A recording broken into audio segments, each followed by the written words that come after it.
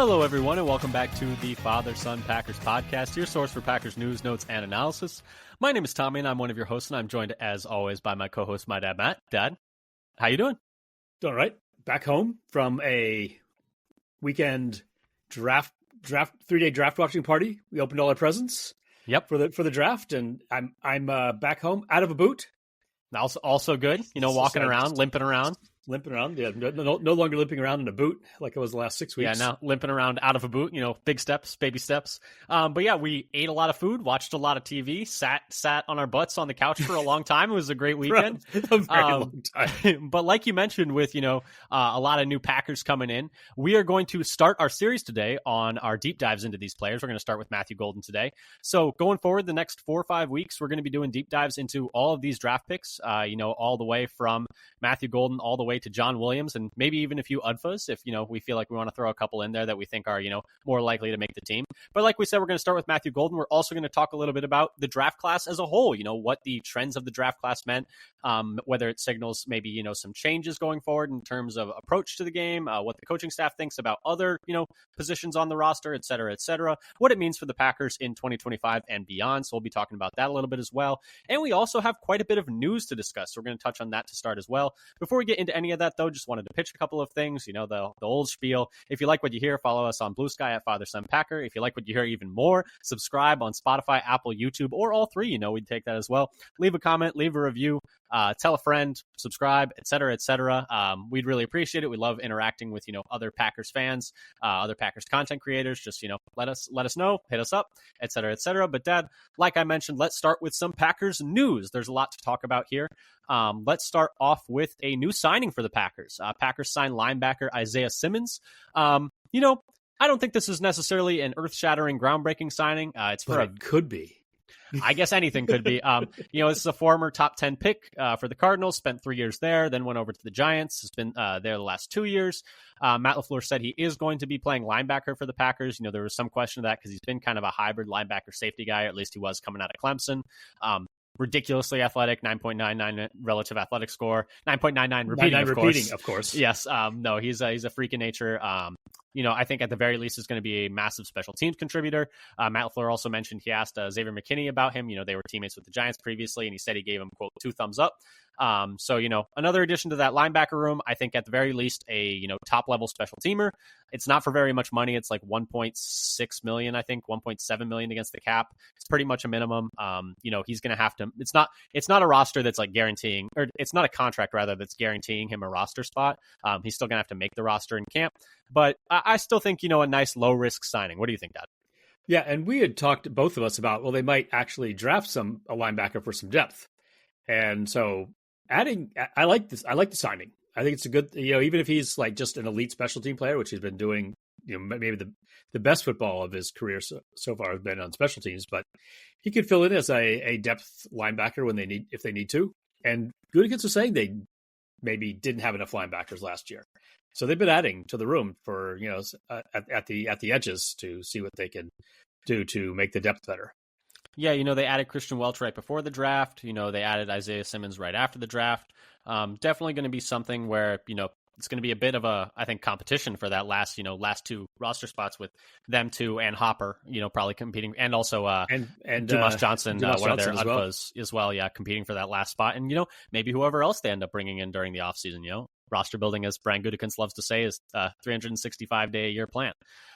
Moving on, though. They do have a good pro scout department, it seems. Yes, they've been good at that for a good chunk of time now.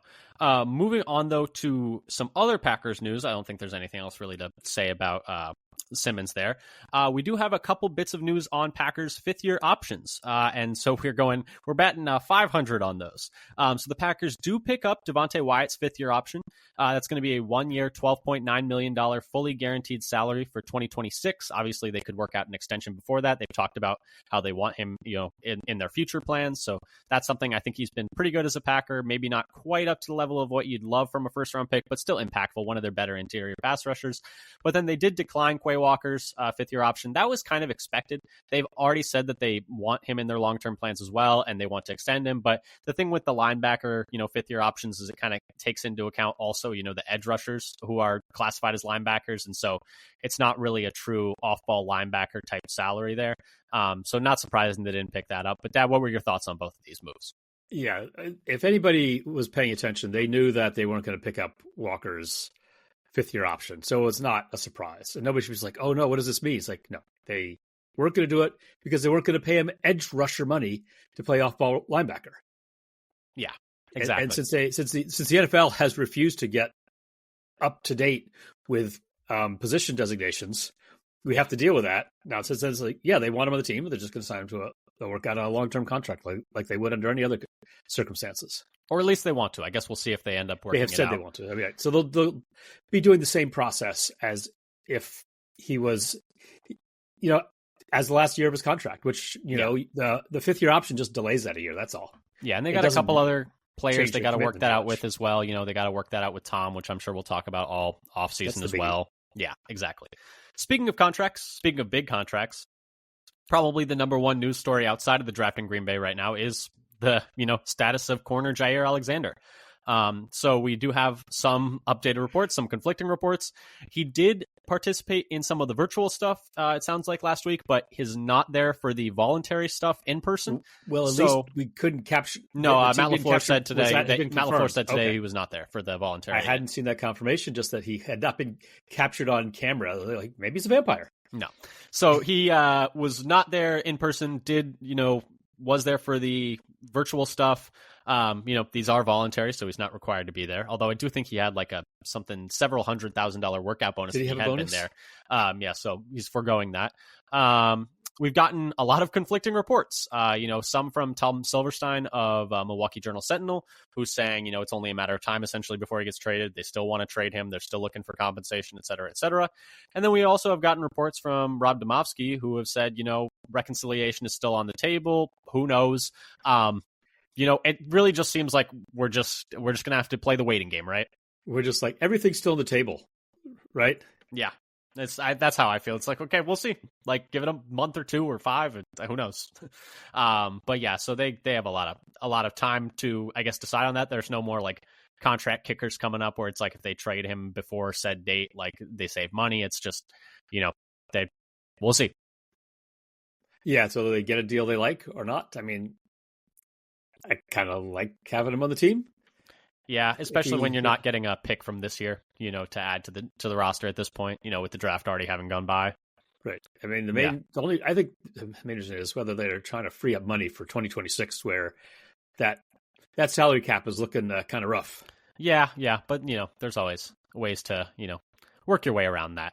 But anyway, that does it for the news portion of this. Let's start talking about the fun stuff, which is the draft. And let's start talking about, the draft overall. So just to go over the Packers picks, which we haven't gotten a chance to do yet. Is there anything else you want to touch on? Just shout out Green Bay for what looked like an awesome amazing atmosphere. Draft party, like a giant draft party, street party. What do they do? Like double or triple the projected? Yeah, 600,000 people in total. It was the estimates in the end. One of the most watched drafts on TV that they've ever had as well. I think the second most ever, behind only the COVID 2020 draft where it was all virtual. Exactly. Fair enough. So very successful draft put on by Green Bay. Shout out to Mark Murphy for making this happen, and all of the Packers staff for organizing it, the logistics, et cetera, et cetera. Really awesome event done by the Packers, and couldn't be better than in some ways like the heartland of football country. Having the draft is pretty awesome. But Dad, back to the draft picks that the Packers made. Going down the list with the 23rd overall pick, the Packers took Matthew Golden, wide receiver, Texas, who we'll be doing a deep dive into today, which I'm very excited for. With the 54th pick in the second round, they took Anthony Belton, tackle out of North Carolina State. With the 87th pick in the third round, they took Savion Williams, wide receiver out of TCU. With the 124th pick in the fourth round, they took Barron Sorrell, defensive end out of Texas, which was awesome because he was actually at the draft, so that was a very special moment for him. him. With the 159th pick in the 5th round, they took Colin Oliver, defensive end out of Oklahoma State. With the 198th pick in the 6th round, they took Warren Brinson, defensive tackle out of Georgia. With the 237th pick in the 7th round, they took Micah Robinson, corner out of Tulane. And then with the 250th pick, also in the 7th round, they took John Williams, tackle out of Cincinnati. And then some undrafted free agents, Jonathan Baldwin, corner out of UNLV. Brant Banks, tackle out of Rice. Kazir Bugs Brown, corner out of FAU. Tyler Cooper, guard out of Minnesota. Tyron Herring, corner out of Delaware. Amar Johnson, running back out of South Dakota State. Jamon Dumas Johnson, linebacker out of Kentucky. JJ Lip, guard out of Northern Illinois. Nazir Stackhouse, D-line out of Georgia. And then Jalen White, running back out of Georgia Southern. Running out of breath there. A lot of guys to go through. 18 new players. But exactly. So yeah, 8 draft picks, 10 different undrafted free agents. But Dad, let's start with, just your thoughts on the class as a whole. What were your big takeaways from this draft class? So one big takeaway that I didn't actually get written down here, I was just thinking about, not just from the draft class, but also from free agency. They're going big on the O-line. Yep. So the guys that draft, Belton is like 336 at the combine, 345 at the Senior Bowl, and maybe even more playing this during the season. And then the Banks they added at 325. Williams they drafted at I think 322. So all the linemen looking to add now are big dudes. Yeah, and it's definitely seems to be kind of something that's happening throughout the league. It's not just the Packers. I think they actually asked multiple people about that. They asked John Eric Sullivan, who's one of the vice presidents, I think, of like player personnel or something like that. But they asked him about that for the Packers, and he said, what was it? Big doesn't get small. It's like, just yeah, like, I think one of the quote. Things he said. They asked Matt LaFleur about That's it. Like an old basketball adage, like fast guys tire, big guys don't shrink. Yeah, and then it's they asked Matt LaFleur about it, and he mentioned the Eagles kind of bullying everyone up front, and it does seem like a lot of teams are kind of reacting to the Eagles having this massive offensive line and just kind of pushing everyone around last year. It's a copycat league. It's a copycat league, and it seems like it's one of those things. Cycle, offenses spread it out, defenses get smaller to like chase around these guys, and then in response, the offenses start loading up and then running over those small guys, and then the defenses are going to get bigger, and et cetera, for time immemorial. So yeah, definitely something to keep an eye on is just the size of the Packers O-line right now. You're looking at it like Morgan that they drafted last year, I think it's like 320 plus. Banks is huge. Sean Ryan's a bigger guy. Belton is massive. Just down the list, the only guy who's like not massive is Zach Tom, and he's good enough where it just doesn't even matter. But yes, just a very big offensive line, and that is definitely a trend throughout the league. For me, something that I wanted to note was that, and I guess to several Packers fans' chagrin, I was a little bit surprised to see some kind of pushback on this, but all offense days 1 and 2, which to me was just maybe just shows that when you look at their biggest issues down the stretch last season, and specifically in that final game against the Eagles, it wasn't really the defense that was letting them down. It was the offense. The offense could not do anything. And specifically, when you look back at that game, it was the O-line not being able to protect. And then when you look over those last like 3-4 weeks as a whole, it was the skill players not being able to separate against man coverage. And so what did they do on days 1 and 2? They, went and got more O-line help, which they also did in free agency, because they saw, in that Eagles game when Elton Jenkins went out and they had to go to a combination of Kadeem Telfort and Travis Glover, and then maybe Jacob Monk, but then not Jacob Monk. Didn't Myers also? Yeah, Myers went out for the last like drive or two. It was pretty much not for as long, but they were down. I mean, they were down what, 3 of their top 6 O linemen by the end of that game, and it definitely felt like they had it going into the season. Were not happy with how the depth played in that game, and so they load up on O line in free agency and the draft, and then like I was saying just before that, the skill players not being able to separate against man coverage, they go out and get Matthew Golden, who I think is going to instantly be competing to be the top wide receiver in that room.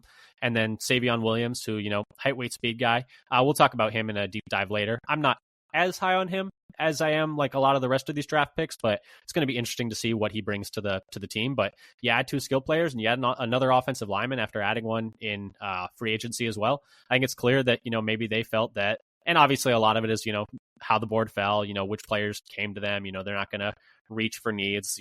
They're definitely one of the teams that does that the least. But it definitely seems like they felt like offense was where, a lot more juice was needed, right?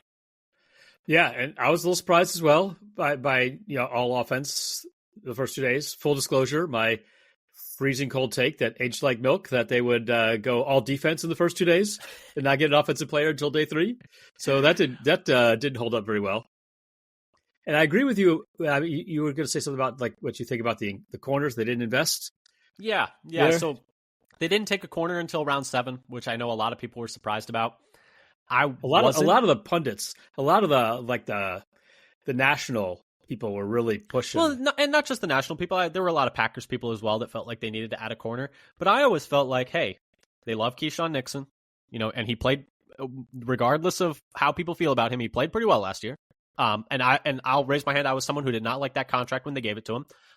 When they gave it to him, the question is like, you're paying this much for a returner and like a corner 5, corner 4, but he played like a very solid starting corner. Like he played like a guy who could start at corner for most teams in the league. And on that contract, that's a fabulous deal. So he played pretty well last year and they like him. They signed Nate Hobbs, so they're going to play him. And then they like Javon Bullard, and they're not going to bench a second-round pick in his second year, so he's going to play a lot in the slot. And then they still have Carrington Valentine as well. So you have 4 corners. Yeah, the depth behind them isn't great, but I would say most teams' depth behind their 4th corner isn't fantastic. You still have Kalen King, who you drafted in the 7th round the year before. See what he is this year. You're going to bring in some more guys in camp and have them battle it out. I didn't see it as this massive flashing, red light need. And then if Jair Alexander ends up staying, you're feeling great there. Like you're feeling fantastic. And I think even without him, you're feeling pretty good. So I never really saw it as a huge need. I don't know if you necessarily agreed with me there. A lot of people did think it was a big need, but I'm not necessarily surprised they didn't go corner. Yeah, I think part of it is people are just ignoring Bullard as a corner, even though he was mostly playing slot.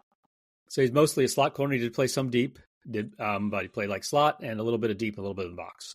Yeah, and some people's it's concern, fair, I think, to put him in the corner room. Yeah, well, people's concern is, and I think this is valid, is, yes, he plays slot corner, but 3rd and 8, Justin Jefferson motions into the slot. Do you really want Javon Bullard on him? And it's like, fair. I just don't think there's necessarily any of the guys on this roster that like you would want to put on him one-on-one. Guys in the league there. Yeah, so it's like yeah, he's not an ideal matchup. We're not necessarily there. prepared to cover one-on-one the best receiver in the league. And it's fair. It's like you don't want a guy who's like, you don't want a guy who's more of he is a slot corner, but he's more of a safety body, so it's like you could argue that that's not a great matchup there if, you have like a CeeDee Lamb, a Justin Jefferson, one of these top guys who, works out of the slot sometimes. Like, yeah, that would be difficult, but I just still think that they're not going to, outright bench him. And, maybe you bring in Nate Hobbs and play him in the slot for, 3rd downs like that. But I still think they have other options there as well where they didn't need to take a corner high. And also there were a lot of questions about a lot of corners in this draft. You had a lot of guys with injury question marks like Will Johnson, Javon Rebel, Benjamin Morrison, a lot of the corners that, could have possibly been taken there had question marks around them. So I think it was a combination of, I don't know that the need was high, and also the class not necessarily presenting a lot of great options. Yeah, I think that's the thing. Like half or 3/4 of the top corners had some serious injury concerns. So there's a lot of reasons why you might not want to take somebody high because of that. And I kind of agreed with the whole concept of the corners and what they thought of them. Because like last year, the defense overall was quite good. They were 4th best in EPA per play, according to both RBSDM and NFL Pro. That's despite having a substandard pass rush. They're only 20th in QB pressure rate and only 19th in time to pressure. So what's giving them the good defense then? So something must be working. Like if the pass rush is terrible and like the defense is still pretty good, it's like the corners must be doing their job all right, or like the safeties are just covering for everyone fantastically. Right. So this is the thing. Is it that the corners were actually good enough, or that good safety play is more important than cornerback play? And so they were still 2nd best in defensive EPA per play after week 11 when they were without Jair. And by the end of the year, they stopped playing Stokes. He only played 5 snaps in week 18 and 1 snap in the wild card game. So it's not like, losing Stokes to free agency. Yeah. Was that or if they lose Jair, changes their cornerback room compared to the end of the year last year much. Yeah, And they've already added Hobbs, so they've added an extra player there. And to be honest, losing Stokes is less concerning to me than actually like losing Ballantyne and Rochelle. Because really, you've lost your like fifth and sixth guys, which is like, and they were steady, so they need a little more depth. Though I looked, Ballantyne was barely playing at the end of the year either. Yeah, I mean that's just because they were going with a really short rotation there. At the end. Which is not unusual for a playoff game. But I just mean like Ballantyne was a guy where it's like if he has to play, I'm like I feel okay about that. Where it's like you have to find another guy like that essentially now, which is you can find. So that's what you needed to get depth, but not necessarily somebody at the top of the room. Yeah. And they already added Hobbs, so they've added somebody who seems like he's more than going to make up for the loss of Stokes. And we already lost Jair for the end of last year. If he comes back, then you've added a first-round player to the room compared to the end of last year. Assuming Jair stays, which I guess as I'm saying, if he stays, if he stays, it's like you're adding. This is the other thing. It was like if Jair stays, you're adding a first-round talent compared to the end of last year. You're adding a first-round pick from last year that basically didn't play. You're adding a third-round pick from last year that basically didn't play. You're adding a first-round pick in Jair for 7 to 8 however many games. Yeah. So that's but then you're also bringing in other guys who didn't play last year, Morgan and Lloyd. But we also don't know if those guys can play. Like, it's just like every draft pick. You're just adding a draft pick. That's true. But, just touching on pass rush really quick as, my last little kind of wrap up on the class as a whole, since you mentioned it. They also took 2 pass rushers, which I thought was interesting. And more specifically, I thought the selection of Colin Oliver was very interesting. We'll be doing a deep dive on him later, like with all these draft picks. But I just thought it was interesting because it was so against type. He's a smaller guy. He's like 6'2", 240. So he's very unlike the rest of the pass rushers that they have. And they asked Matt LaFleur about that. They asked Milt Hendrickson, who is the Packers director of football ops, is his technical title. But they asked Matt LaFleur about that, and they said they saw him as a designated pass rusher type, and also a guy who can play a bit at linebacker, a bit of off-ball linebacker, that is. But I just thought that was interesting because they don't really have guys like that on the roster already. He's very different. He's a speed rusher. He's very explosive off the edge. And, they asked Milt Hendrickson about them going against type there, a type of guy that they haven't taken in the past. And the quote he had, this was from Pete Doherty, had this on Twitter, I believe it was. Quote, "The game has evolved, especially in the last 5 or 10 years. The ball gets out so quickly that you have to have guys that can win in different ways," end quote. And so I just thought that was another indication that they kind of saw what their problems were last year, whereas like they were just not getting home fast enough. They have pocket crushers, but they didn't have guys who could consistently win off the edge. And, Colin Oliver's a 5th-round pick, so, there's no guarantee that he's going to be a guy who's going to contribute. But either way, I just like the approach to, taking a different approach to the pass rush room and having different type of bodies there. Yeah, it's nice to see that we were worried that they weren't thinking about it, more broadly. It's nice to see that they're considering, other strategies and not just we're going to keep doing this one thing.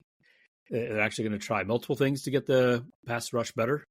I thought it was really nice to see because we look at it, it's like their time to pressure was really the thing. Told the backs, like, how long? I think is that. Let me check my watch. How long Hurts has been in the pocket on this play? Exactly. Yeah. For example. Yeah. Just hypothetically, But anything else on the draft class as a whole you wanted to touch on? Any of the which UDFAs stood out to you? I guess is one other thing that you see having a good chance of making the team. So I think I like Nazir Stackhouse maybe the best as a nose tackle because Warren Brinson. I said it right. Tommy can tell you how many times I've said his name wrong over the last 4 days. But I think Stackhouse is more of a nose tackle than Brinson is. Though Brinson did line up in the A-gap a fair amount and over the center. But I like him to maybe take on the Slayton sub role, which will, in this case, will be more like the backup nose tackle because I think Kenny's going to be the starter there. Yeah, and they need, some more, size in there. And Stackhouse, I believe it was, actually ended up having a, Dane Brugler gave him a draftable grade. He gave him, a 5th, 6th round grade. So to get him, as an undrafted free agent that's a pretty big get, especially for a team that needs some interior line help. So that I think was a nice undrafted free agent signing. I'm excited about Dumas Johnson as a linebacker prospect. guy out of Kentucky who had previously been at Georgia. So, we know the Packers love their Georgia guys. So right. I mean, if we Brinson Stackhouse, even if it's and not Dumas direct Johnson. from Georgia to the Packers, it's still Yes. still from Georgia. From Georgia via Kentucky. Yeah. I like him as well. He was, 4.6 speed, 238. It's just good enough sizes for a modern linebacker in the NFL. Yeah, and then Kazir Bugs Brown, the corner out of FAU, massive man. He might not. I don't even know if they're going to play him at corner. This is the whatever 230, 30 pound, 220, 230 outside. outside I think corner. He mostly played outside corner as well. Yeah, huge corner. This is very.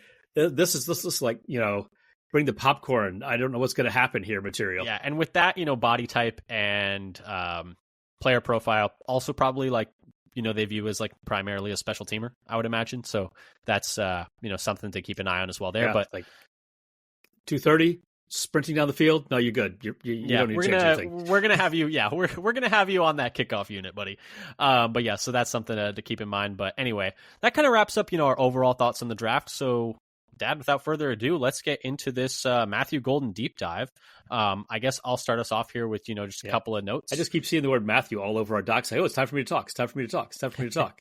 Yeah, I feel like you don't. Am I golden? I feel like you don't need to see Matthew on there for you to think it's time for you to talk. But anyway, maybe I shouldn't be talking. But anyway, so let's start off with Matthew Golden. A little bit about him. He is going to be 22 years old at the start of the season. He was born and raised in Houston. Has overcome a lot of adversity in his life, which he's talked about, and other people have talked about on the draft show. They were talking about that as well, and he spoke with this about Dane Brugler at times, I believe as well. But at times his family was forced to live in hotels and other housing. He said there were times where he, in his interview today with the Packers press, as the rookies are in town for a rookie minicamp, was talking about there were times they couldn't afford a room and they just stayed out in front of the Walmart. Which he's overcome a lot of adversity to get to the point where he's at. He's talked about with his first paycheck he's going to go back and buy his grandma's house that they were unfortunately forced out of.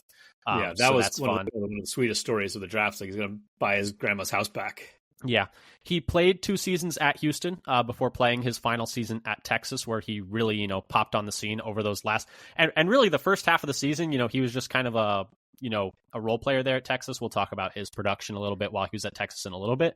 But really, really exploded on the scene during the biggest moments of the season in the college football playoff, in the SEC championship. He was like their go-to guy and really made a name for himself in those games and really showed the skill set to be a first rounder, to be a potential wide receiver 1 in the NFL. Let's start though, Dad, with your initial reaction to this pick.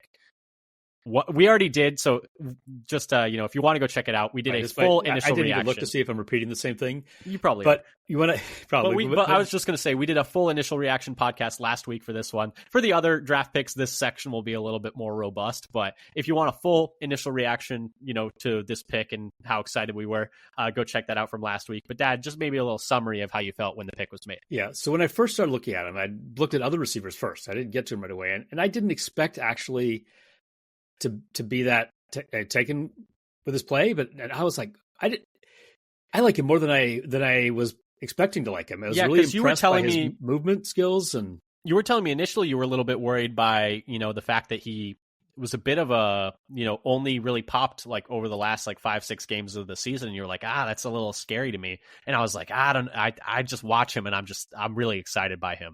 Not to throw you under the bus, but I know, but then like you said, you watched him and you liked him more than you expected to. Yeah, I mean his body control. This is the thing I like the most about him is his like body control hands when he's plucking a ball out of the air that's slightly off target. His ability to spin, stop, come back, twist, and pull the ball down. When contested, all looked really good to me. Yeah, and we already talked about this, but I was psyched. He was my wide receiver 1 in this class besides Travis Hunter. Travis Hunter's kind of his own position, but right. He was my wide receiver. Cheated on that by saying, "Oh, he's a different position," because he's his own. He really is his own. He's position. a unicorn. He really is. But anyway, Golden was my wide receiver 1 in this class, ahead of McMillan, ahead of Igbuka. I just think he's so smooth in and out of his breaks, such a crisp route runner. Brings that downfield speed that this offense really needs as well. But can really win, all 3 levels of the field. I just think, he really has the opportunity to become a true number one receiver for an NFL team. Reminds me a lot of Terry McLaurin. I've said that before. Some other people have said that he reminds them of Brandon Cooks, young Brandon Cooks as well, which I think is also a pretty good comp. That's a good comp. Yeah. Yeah. I like that one. You could see that one as well. But yeah, so I'm really excited by that. I am really excited to see him in the green and gold.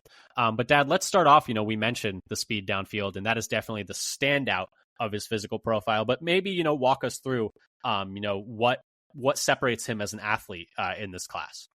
Okay, so let's just start with he didn't do enough testing for a RAS score. Yeah, which is relative athletic score. If you haven't heard of it before, relative athletic score, as I said it. Yes, exactly. Yeah, it's ATM machine. But anyway, yeah. So pin number is another good one of those. But so it's pretty much it's by Kentley Platty, who does awesome work. It's at MathBomb, I think, on all socials. It keeps in mind the fact that it's more impressive to run like a 4.4 at 280 pounds than it is to run a 4.4 at 220 pounds. And so it's like the bigger you are, you get bumps in your athletic score as well. So it's kind of keeping in mind that. But like you said, he did not do enough testing to get a full relative athletic score. So we'll get into that a little bit more. So its size is a little undersized, 5'11", so 22nd percentile height. 191 pounds, which is 26th percentile. It's basically the same height as Melton and just a couple pounds heavier. Same weight as Reed and Toure. So Toure was kind of skinny. I mean, he was taller and that weight. 17th percentile arm length. Only Reed and Amari Rogers have shorter arm lengths than their wide receivers who have both drafted and either been drafted or played while Gutekunst has been the GM. So this includes their free agent signings or undrafted free agents. 44th percentile wingspan, which is just slightly below Green Bay's average, so kind of similar wingspan to their average. Yeah. Now, he's got speed for days. But for size-wise, just to touch on real quick, he's really probably at the lower end of what Green Bay would have as a wide receiver. What's your threshold? How tall is he? Yeah, that's a threshold. They did ask 5'11", yeah, that's a threshold. That's a threshold now. They asked him, like, what do you think the Mendoza line, I think was the word that the Mendoza line, you're right. It was the Mendoza line. For the height you need to be as a receiver to play outside. And he said, 5'11". It's like, okay, so the exact height that Matthew Golden is. But no, funny. It's like, could just remind me how tall Golden is, and I'll let you know what the. And we'll talk about this when we talk about his contested catch rate while he was at Texas. He plays a lot bigger than his size. And, that's something that Gutekunst mentioned both for him and for Jaden Reed a couple of years ago as well, where it's like, they play bigger than their, physical size. But anyway, like you were mentioning, speed for days. 4.29 40, 97th percentile amongst wide receivers. Is also the fastest player that the Packers have had on the team while Gutekunst has been the manager. So it doesn't matter what the GM, doesn't matter what the position. The next fastest might be Stokes at 4.31.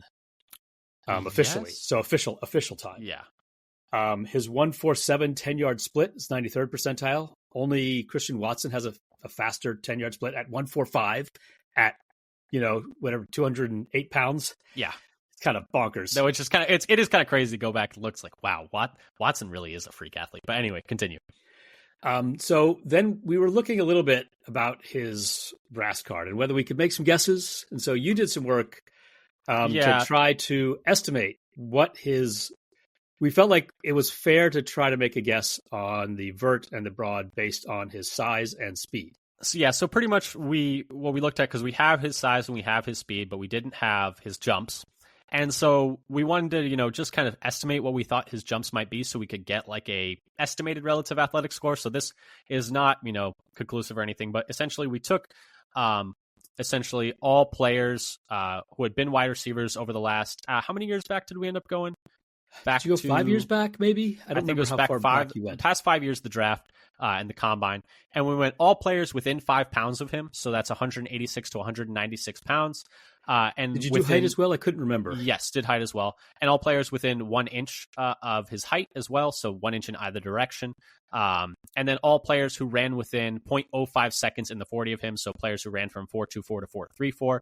And essentially what that did is that gave us a group of 8 players, and we took their averages in the jumps from that. And do you remember what the averages in those jumps were? Yes, I have it here. It was like 36.5 for the vert and I think 10 feet 1 inches for the broad. Yeah, and so if you 10 imagine 10 feet 3 inches for the broad. Yeah, and so if you imagine, I mean, he could have done better than that. He could have done worse than that. But if you imagine that, if you look at him as a prospect and look as like, hey, guys who were similar size, similar speed, you'd think he would fall, on average, probably somewhere in the middle of that bell curve. And so you take the average of those guys who are, similar profiles to him and look at what they jumped. And so we gave him, about 36 inches and 10'2", you said, in the broad? 10'3". 10'3" in the broad. And so what RAS did that end up giving him? I think it ended up giving him like a 9.28. It's a 9.28, which, is funny that Bo Melton's was a 9.3. Yeah. So one of his comps. And that was one of his comps. We thought that would be a reasonable estimate of what his RAS would be if we had a reasonable estimate of those two jumps. What I found interesting is we had talked about this at the time you were doing this calculation. I thought, well, maybe we should check the 10-yard split. Maybe that's a better predictor for jumps as explosiveness. It was interesting that for wide receivers, the 40-yard dash was more correlated to had a higher correlation to both the vertical and the broad than the 10-yard split did, which, just a little something just to go forward. Kind of surprising because you'd think, 10-yard split, like that's how much pop you have off the line. So you'd think that would be like how much, burst you have as a jumper, it would kind of correlate there. But no, the 40-yard dash was more correlated than the 10-yard split. So I don't know. Kind of interesting little tidbit there. Yeah, but anyway, factoid behind the curtain of how that was calculated. Yeah, so that makes RAS as his top, comps. Admittedly, this is with, incomplete testing for him, but just imputing some data there, which essentially is just like replacing missing data, as Emmanuel Sanders and Santonio Holmes. And then you mentioned Mock Draftable had Bo Melton. And then what were the other two players that Mock Draftable had? The top three, Rakeem Jarrett and Trey Palmer, along with Bo Melton. And then Player Profiler had his top comp as Santana Moss. Interesting. So, yeah. So, a few different players in terms of his athletic profile. Definitely, the standout piece of his profile, though, is that 4.29 speed.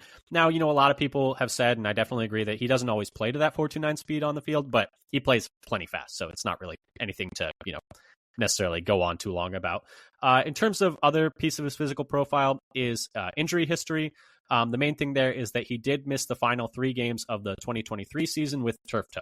So that's the one there. But anyway, Dad, let's move on to his production profile, which is, maybe, possibly, I would say maybe the shakiest part of his scouting profile. Do you want to start us off there, and then we'll talk a little bit about why possibly, this made some of the analytics people not be as high on him as some of the tape people? Because I think it generally was the split was the analytics people were not as high on him and the tape people were higher on him. But let's start talking about that production while he was at Texas and a little bit at Houston as well. And I would say maybe why. And there's some analytics that are encouraging as well. It's not all negative. Yeah, so go ahead. So his last year, his 1 year at Texas, he had 987 yards receiving and 9 touchdowns. Now, his previous years at Houston, he only had 584 yards and 419 yards. I think 419 might have been the injury shortened year. And so the reason that's maybe a little bit of a essentially analytics red flag is that his 62 yards per game in 2024, which was in the 64th percentile over the last 6 years, it is also the lowest of all 32 first-round wide receivers drafted since 2020. So that is something to keep in mind. Although at the same time, it was his first year at Texas after transferring there. I think it took a little bit of time for them to. Some people have said, I can't remember who gave this quote. Like it took them to take time. Yeah, some people have said like it took them time to realize what they had. I guess it was a quote that I read from someone else. And to realize, what an impactful player he could be. But at the same time, that is something to keep in mind. And that's why some of the analytics stuff is maybe not as high on him, is that, in terms of production at the college level in their final year of college, he is the lowest of any first round receiver over the last 5 years. And that's definitely something to, keep in mind. Yeah. So, however, in his last 6 games of the season, he was up to 93 yards per game. When Texas seemed to be more focused on getting the ball. I mean, maybe going into the season, they had two wide receiver transfers coming in, Isaiah Bond and Golden, and it seemed like they were more focused on Bond and also passing to running backs and tight ends as well, and more of a short game. And then it was like, did the light come on for Golden? Did the light come on for the coaches? And also, whatever happened, they started feeding him the ball more at the end of the year. And also, bit of a difficult season for quarterback Quinn Ewers at Texas as well, who ended up going in the 7th round of this one. He just didn't have a super strong year, and so that's also a bit of context to keep in mind. In terms of where he was lining up for Texas, he lined up all over the field, 664 snaps wide, 175 snaps in the slot per PFF. And, his yards per route run, Dad, were okay, but not fantastic. I guess it depends where you do that split. What did you have it at again? Yeah, so 2.1 yards per route run, 63rd percentile, so a decent amount above average, but not elite. Mm-hmm. So that's not a red flag. No, yeah, it's solid. It's not fantastic, but it's solid. It's a little bit low for where first round receivers usually are, but it's the same idea as the yards per game thing, where that's a little low for where a first round receiver usually is. Yeah, and then you have his drop percentage. So in his last year at Texas, he had a 58. He had a 6.5% drop rate, which was 58th percentile. So just a little bit above, kind of the midline of all receivers in college. I looked at over the last 6 years, the drop percentage of anybody who had more than 50 targets, and so this includes like multiple seasons for some players. This is not somebody's career, but I looked at each individual season. The interesting thing is this is the 4th best season at college season for any wide receiver drafted or signed by Gutekunst.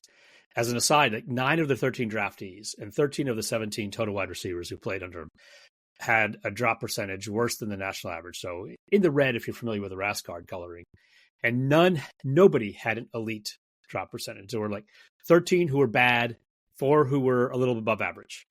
Yeah, and that 6.5% number is pretty good for Golden this last year in 2024. However, I do want to note that he did struggle with drops a little bit more in his previous seasons at Houston. 13.3% in 2023. That was 10.6th percentile. That's pretty bad. And then 9.5% in 2022. That was 31.7th percentile. So both of those not great. But it is at least encouraging that his best year came the last year, right? Yeah, which the Packers have also gone with players who best year have gone with their second to last year. Like Reed and Wicks fall into that category. Yeah. They like to, I guess, if somebody does it at least once close to the end of their college career, they'll take a chance. And maybe what the Packers have done is like found a little bit of value in the market by picking players who have some drop issues and getting them a little later and them being able to perform. Well, at the same time, they led the league. If you're frustrated by drops, at the same time, they led the league in drops last year. But at the same time, he does have good hands in contested catch situations, which was a good piece of his profile. And not that he was reliant on contested catches, but in those situations, he did well. That's actually probably his highest graded, or one of his highest graded traits is his elite contested catch percentage of 61.1%, which is in the 86th percentile. And I looked, he didn't, and you talk about, well, you don't want players who have to get contested catches. They have to be able to get open. Well, only 21% of his targets were contested catch situations. So it's not like he was relying on making these contested catches in order to be productive. And the other thing that I found for him that he was elite at is, so I did an average depth of target adjusted catch percentage, because I feel like you really got to take catch percentage into context depending on where in the field you're making those catches. Because if it's a bunch of like passes at the line of scrimmage, like, yeah, you're going to be good at those. So I calculated an adjustment based on depth of target for catch percentage. And that put him in the 91st percentile of all receivers in his final year over the last 6 years. So he's also elite at that. Yeah, that's the thing. Because like if you're getting, the ball, the throwing downfield to you a lot, like that's more valuable. Right. And you get a big bonus for having a good catch percentage downfield, which I think he was doing. Yeah. And then just a little bit, this is from Reception Perception, which Matt Harmon does. It's a very useful tool, in my opinion. He essentially, what he does is he goes over a subset of a player's games, usually like I think it's like anywhere between 3 and 5 games, and charts every single one of their routes, how they do on each route, different types of routes. He's at Matt Harmon _BYB, I believe, on Twitter. So if you want to go check that out. But he essentially charts, versus man, versus zone, contested catch rate, what kind of routes they do well, what kind of routes they run the most often. But he had, Matthew Golden with a 68.5% success rate versus man coverage this year. So just to compare that to the other first round receivers, that's a little bit below Tet McMillan, who is at like 70%, but ahead of Emeka Egbuka, who I think was at a 68 flat or 67, high 67s, I believe it was. Beyond that, he also had him as, one of their better ones against man. Beyond that, he also had them as one of his better ones against.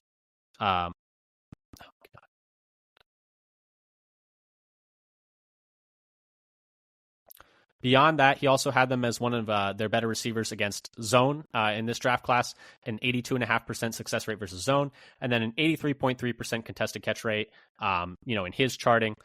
His three most common routes that he had relative to college football averages were digs, posts, and corners, which we know the Packers, love to run, especially with digs and posts over the middle of the field, the intermediate and deep parts of the field, in the middle of the field.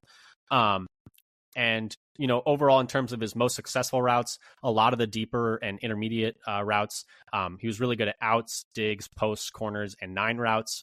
So he should be able to give them, some juice and help stretch out the defense, which the Packers desperately need. We saw how condensed, defenses were playing against the Packers offense to end the season. So that's definitely going to be valuable. Also did well on flats and screens. So that's also something to keep in mind. But yeah, I recommend just going and checking that out in full. I just wanted to give a little bit of a breakdown of that profile. I do recommend, going to Matt Harmon's page and looking at that in full, because it is a really good resource. Yeah, it's really informative, and the graphics he used to describe the data are also really useful and intuitive. It's kind of one of the most useful bits of analysis of a player's success and where they win in the field. Yeah, and so I think we also have a couple more, analytics types things that also, we talked about how some of the analytics don't love him in terms of the yards per game, but then there are also some other analytics, maybe some more advanced numbers that, do profile him as, being an impactful receiver at the next level. You wanted to talk about a couple of those, I think? Yeah, so one thing that really makes him look good. So I credit Paul Noonan from Acme Packing Company for developing a couple of metrics for wide receivers and other positions. So I mostly looked at the wide receiver ones. And earlier version he had was wide receiver OPS, which is mostly an efficiency metric that takes into account catch percentage and yards per reception. I think it's the idea to be analogous to baseball, where you have your players who get on base a lot and players who, have a high slugging percentage at extra bases. And so this, by looking at both catch percentage and yards per reception, is supposed to incorporate both of these in a football context. And by that, his 2024 season was in the 93rd percentile for all wide receiver seasons of the last 6 years.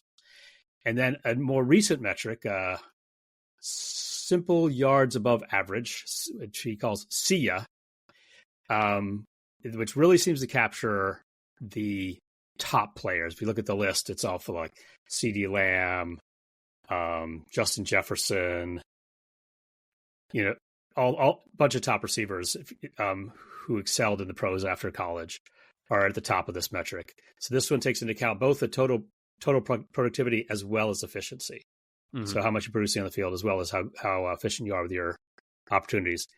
And by that metric, Golden was in the 96.6 percentile of wide receiver seasons over the last 6 years. So there's so that has him looking like an elite prospect by these two measures.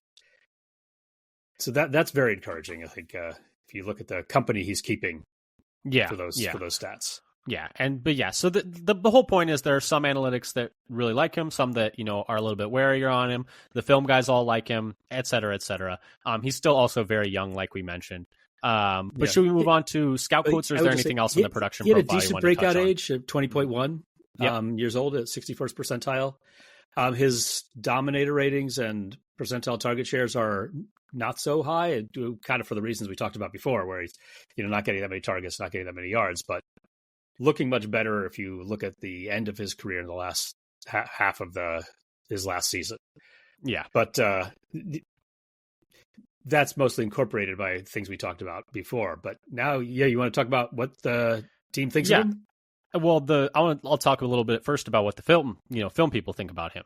And like I mentioned, some of the analytics stuff isn't as high on him because of, having mostly just a lot of his production being in the second half of this past season for Texas.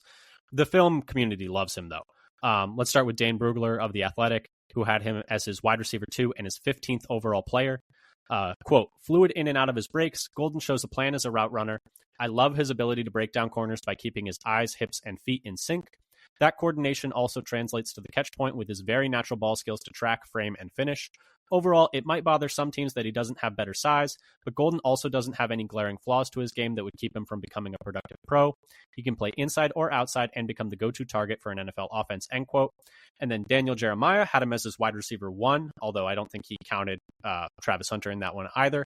And his 14th overall player, quote, Golden has average size, but he plays with tremendous polish, instincts, and toughness. He spends a lot of time operating out of the slot. He can defeat press coverage with quickness or strength. He understands how to tempo routes and set up defenders down the field.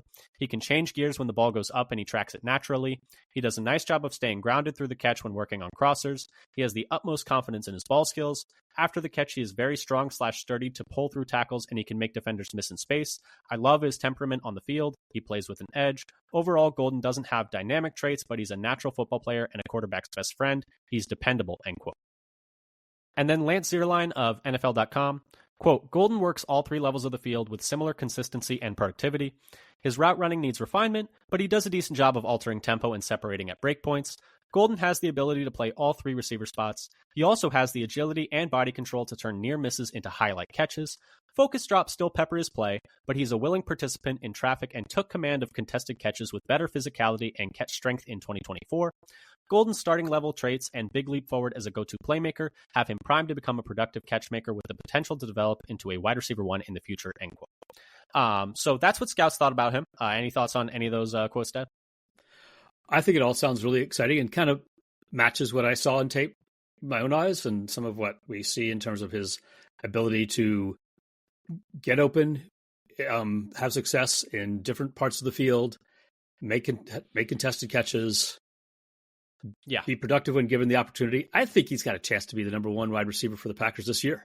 Yeah, definitely the chance to be, especially, we see in the league all the time, more and more recently that rookie receivers are able to have, impacts out on the field. And I think it's all just going to, I guess we'll see. I just think he definitely does have the ability to do that, but, we'll see.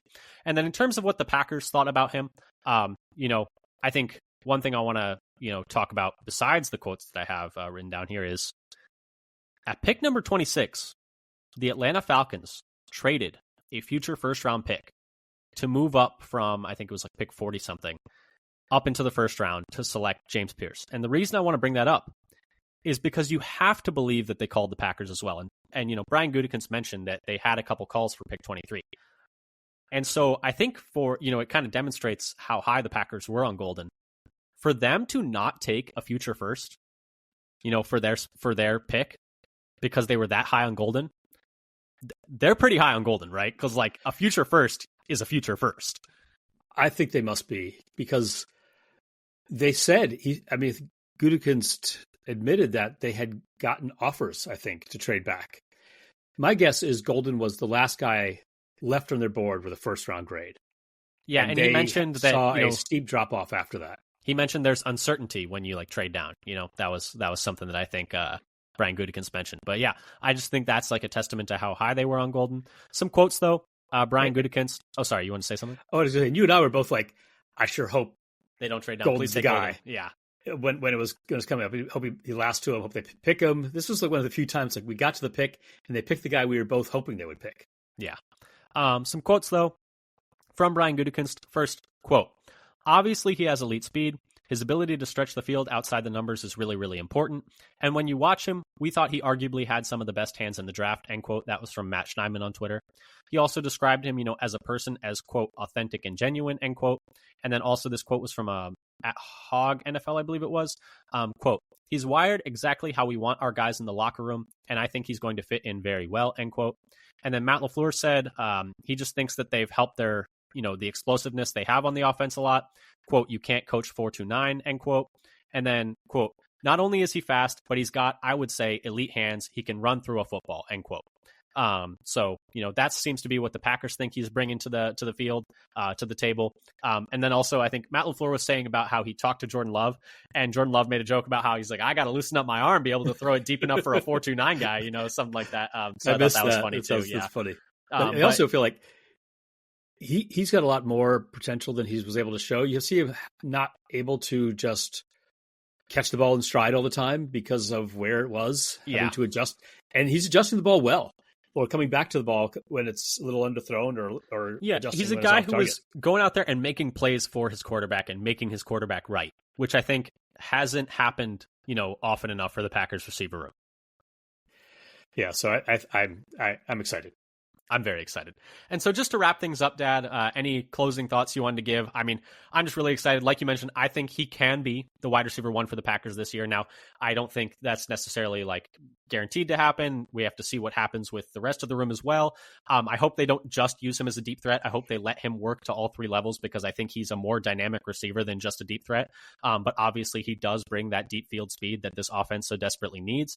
And I'm just excited to see a guy who, has such a high ceiling as a route runner in this offense. And I think it's just really what they need in terms of a skill position player in this offense. Yeah, and going into the draft, I kind of felt like there were 2 things I wanted in the wide receiver room, if we could get it, is somebody who has the potential to go to the top of the depth chart. And we needed deep speed to open up the rest of the field. And I felt like after the first round, we got them both in one guy. Exactly. And it's very exciting. But anyway, so that does it for our deep dive into Matthew Golden. If you have any questions, leave a comment on this, episode, leave a comment on the, video on YouTube, et cetera, et cetera. We would be happy to, bounce those off, leave a post for us on Blue Sky at Father Son Packer if you want to, contact us there. We have, a bunch of more information, I think, from a bunch of our research on Golden that we can also share with you as well. If there's anything we didn't touch on, or if there's something that we don't know yet, we'll go out and find that for you. So, just hit us up. We're both very excited about the Golden pick, very excited to see him in this offense. Oh, we forgot to mention, he's wearing number 22 for the Packers, which is a bit of a weird number for a receiver, but he said it's because it is his grandma's favorite number. And, he wore 2 at Texas, and she wanted him to wear 2. And then he also mentioned, the last time they, picked a receiver was in 2002. So, there's a little bit of a connection there as well, he mentioned. But so just figure we mentioned that as well. But anyway, like we said before, subscribe, leave a comment, tell a friend, leave a review. Follow us on Blue Sky at Father Son Packer. We'll be doing deep dives on the rest of the class going forward. We're very excited for those as well. So check those out. And until next time, go Pack Go. Go Pack Go.